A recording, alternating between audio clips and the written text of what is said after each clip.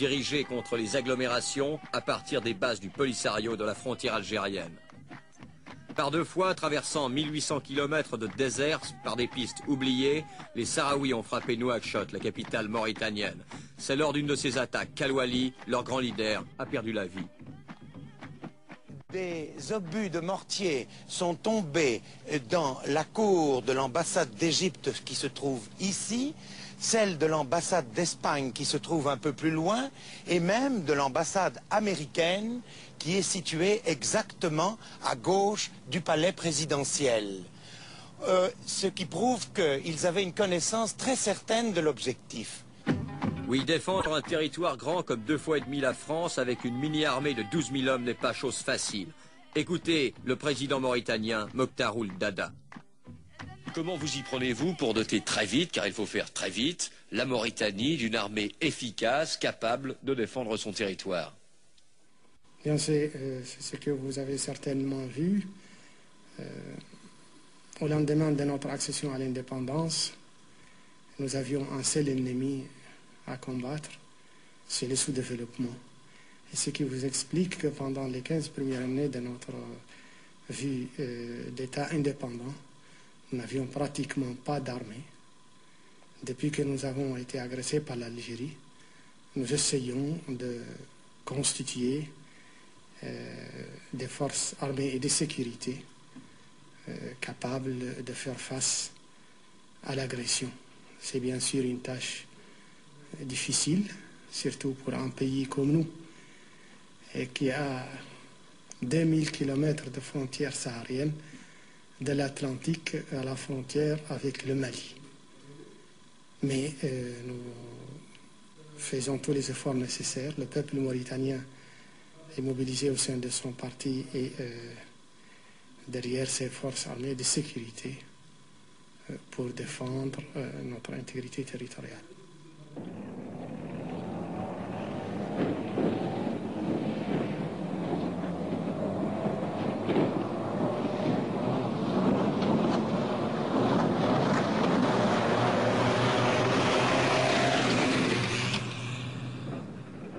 Car ces attaques répétées du Polisario ont déjà coûté des centaines de morts au Maroc et à la Mauritanie. Comptant sur l'aide des experts militaires français qui conseillent son haut commandement, sur des armes françaises également, l'armée du président Ould Daddah se bat à la fois contre le Polisario et contre l'OTAN.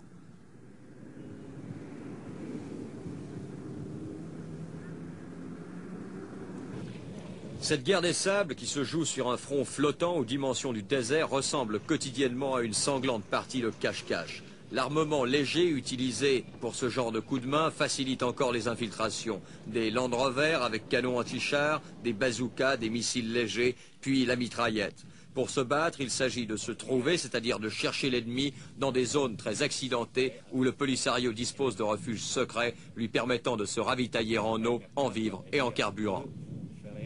Le flanc gauche et l'arrière gauche. Et MR4 et MR3, vous ferez le flanc droit et l'arrière droit. En cas d'intervention du côté droit, ça sera MR3 qui débordera. L'aviation mauritanienne étant inexistante, ce sont des avions français qui effectuent des vols de reconnaissance pour tenter de repérer ces colonnes de 50 ou 100 jeeps. Jeu dangereux, les Sahraouis disposent de missiles Sam-7 soviétiques. On attend également des appuis supplémentaires en hommes de la part du Maroc. Rabat soutient la Mauritanie qui, en but à des attaques de plus en plus massives, fait figure de ventre mou du Sahara. Mais pour Nouakchott, c'est bien un conflit international qui s'engage et le rôle de l'Algérie ne s'arrête pas à la protection des réfugiés de la frontière. Monsieur le Président, le gouvernement algérien affirme toujours ne prendre aucune part directe au conflit et ce n'est pas votre sentiment? Absolument pas. Pour nous, nous sommes victimes d'une agression caractérisée de la part de l'Algérie, qui, au lieu de nous agresser par ses forces armées régulières, nous agresse par l'intermédiaire de mercenaires qu'elle recrute, qu'elle forme, qu'elle arme et qu'elle organise en expédition contre nous, à partir de son territoire national. Et ces mercenaires, une fois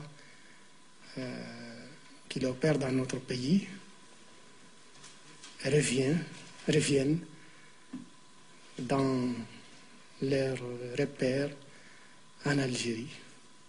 Cela d'ailleurs l'Algérie ne le cache pas, cela tout le monde le sait.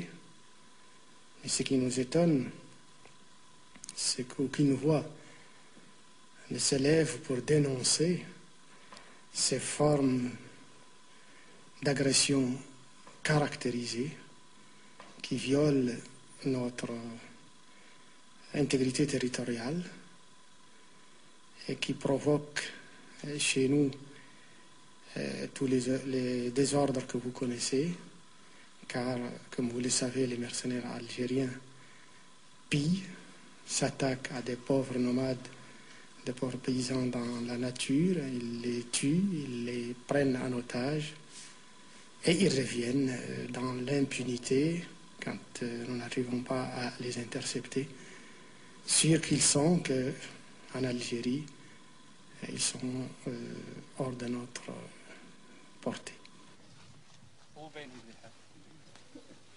Ces Algériens qui seraient directement impliqués dans le conflit, nous les avons retrouvés, en pouvant, quelque part en Mauritanie, interviewer pour la première fois les prisonniers de guerre capturés lors des attaques de Nouakchott, les compagnons d'Al-Wali.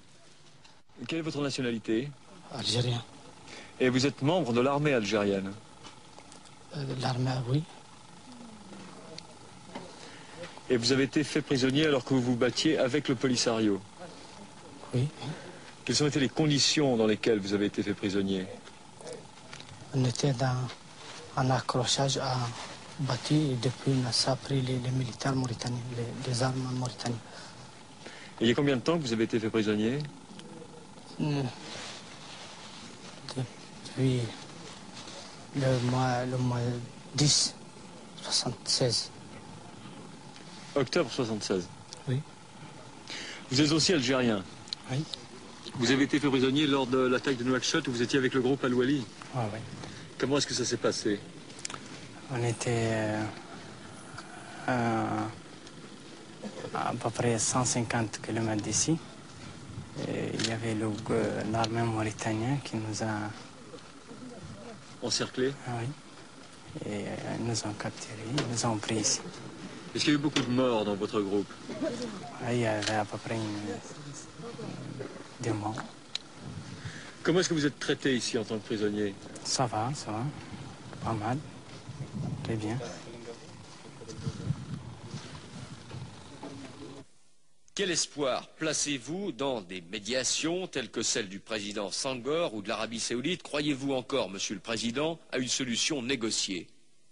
D'abord, c'est la première partie de votre question. Il faudrait plutôt la poser aux responsables algériens, car tous les efforts entrepris par des pays amis et frères pour trouver une solution en vue de diminuer la tension créée dans notre sous-région par l'agression algérienne, toutes ces tentatives ont échoué à cause de l'intransigeance algérienne. C'est donc aux responsables algériens qu'il conviendrait de poser cette question. Quant à nous, notre position est très connue. Je la rappelle, nous ne saurions discuter toute solution qui aurait pour objet de remettre en cause notre réunification nationale, car pour nous la réunification était un impératif catégorique, un devoir sacré, et nous l'avons réalisé. Par contre, tout ce qui aura pour but de diminuer la tension dans notre sous-région, nous sommes prêts à y participer avec nos modestes moyens.